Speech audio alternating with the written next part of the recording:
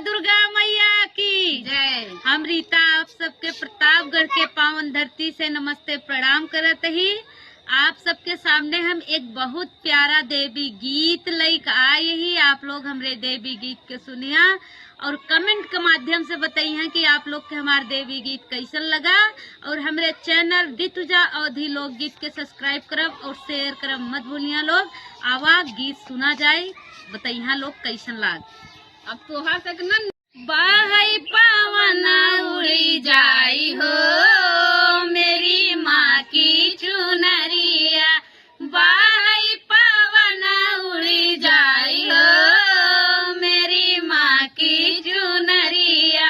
उड़ते उड़त बनवास गई है, उड़ते उड़त बनवास गई है। रामा के होई बड़े भाग हो मेरी माँ की चुनरिया। रामा के होई बड़े भाग हो मेरी माँ की चुनरिया।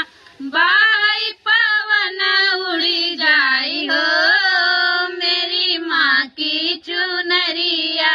बाई पवन उड़ी जाई हो मेरी माँ की चुनरिया। उड़ते उड़ते कैलाश गई है, उड़ते उड़ते कैलाश गई है।